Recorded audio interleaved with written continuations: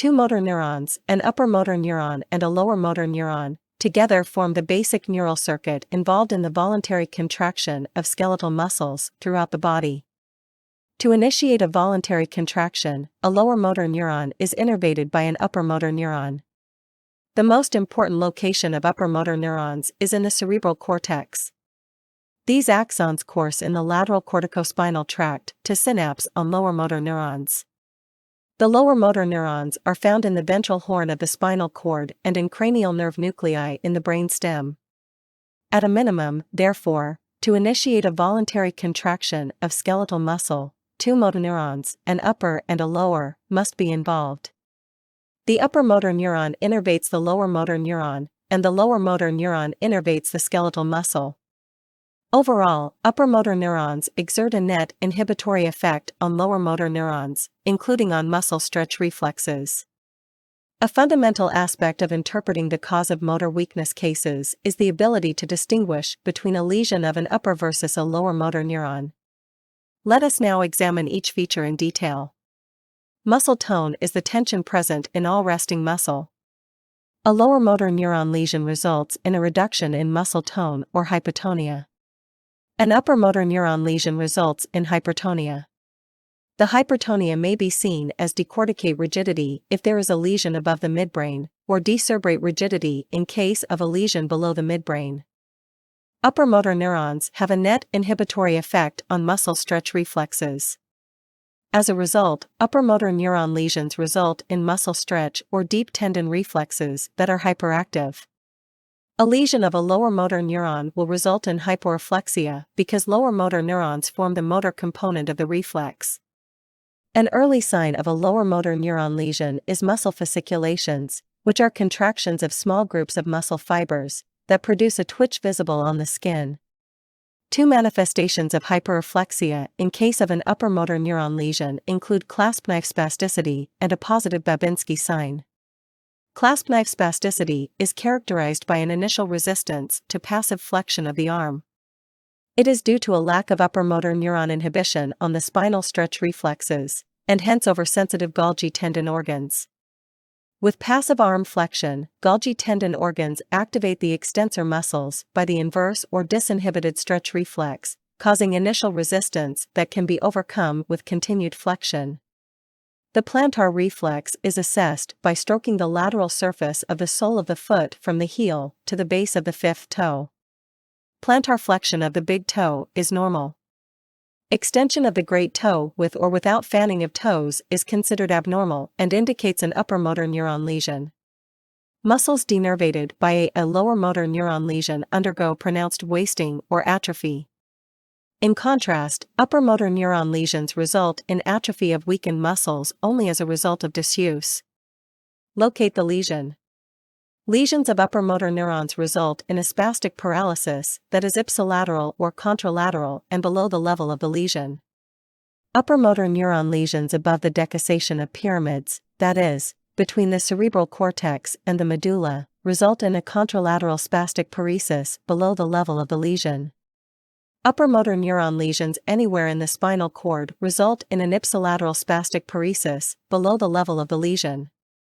In contrast, lower motor neuron lesions produce a flaccid paralysis ipsilateral and at the level of the lesion. Question: A 54-year-old man presents to the hospital with a 2-month history of progressive left arm and left leg weakness. The patient has a history of hypertension, hypercholesterolemia, and type 2 diabetes mellitus. He has smoked a pack of cigarettes daily for 20 years. Physical examination reveals motor weakness involving the left arm and left leg, and there is drooping of the left corner of the mouth. On passive flexion of the left arm, there is initial resistance followed by a sudden release of tension as the flexion is continued. The lateral border of his left sole is stroked using the blunt tip of a reflex hammer.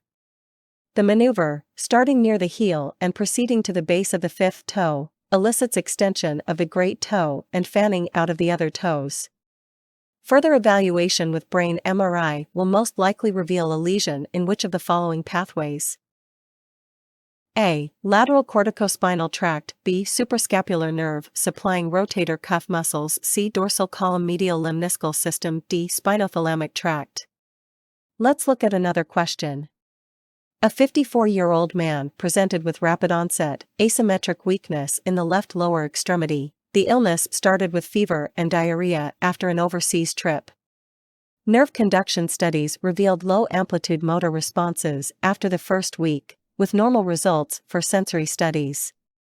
Serial electromyographic studies were performed, documenting acute denervation. Which of the following is the likely diagnosis in this patient? A. Paralytic polio. B. Vitamin B12 deficiency. C. Ischemic stroke. D. Tabes dorsalis. Quickly recalling, upper motor neuron refers to anything above the anterior horn. Lesions occur due to a stroke, tumor, etc., as can be seen in the multiple risk factors for stroke in the first patient. An upper motor neuron causes a spastic paralysis with hypertonia, hyperreflexia, including clasp-knife rigidity and upgoing plantars. Damage to motor neurons in the ventral horn of spinal cord is a lower motor neuron lesion. Poliomyelitis and spinal atrophy are examples of lower motor neuron lesions. Poliomyelitis results from a relatively selective destruction of lower motor neurons in the ventral horn by the poliovirus. The constellation of lower motor neuron lesion signs, combining paresis with hypotonia, hyporeflexia, fasciculations, and fibrillations, is known as flaccid paralysis. Some patients with polio may recover, whereas others progress to muscle atrophy and permanent disability. Can there be a combined upper and motor neuron lesion? Check out this question. A 65-year-old man presents with a history of progressive muscle weakness of the right upper extremity over the past 6 months. Over the last month, he has also noticed weakness in the left upper extremity. Physical examination shows fasciculations and atrophy of the muscles of the arm and forearm. Reflexes are brisk in the upper extremities, and the plantar responses are extensor. Mild gait ataxia is noted. Imaging reveals atrophy of the precentral motor gyrus and thin anterior roots of the spinal cord. Light microscopy reveals a loss of neurons in the anterior horn of spinal cord. Corticospinal tracts stain only faintly with myelin stain. These findings are most suggestive of which of the following conditions? A. Amyotrophic lateral sclerosis. B. Vitamin B12 deficiency. C. Multiple sclerosis. D. Poliomyelitis virus. Amyotrophic lateral sclerosis is a relatively pure motor system disease that affects both upper and lower motor neurons. The disease begins at cervical levels of the spinal cord and progresses either up or down. Loss of upper motor neurons results in atrophy of precentral gyrus and degeneration of the corticospinal tracts. Loss of lower motor neurons leads to thinning of the anterior roots of the spinal cord. As in this patient, it presents with signs of both upper motor neuron dysfunction, such as brisk reflexes, upgoing plantar reflex, and lower motor neuron dysfunction, such as fasciculations and muscle atrophy. Lower motor neurons in the brainstem nuclei may be involved later. That pretty much sums up this video, having looked at each case. By the way, cranial nerves are your lower motor neurons supplied by corticobulbar fibers from above. If you liked this video, stay tuned for lesions of the cranial nerves.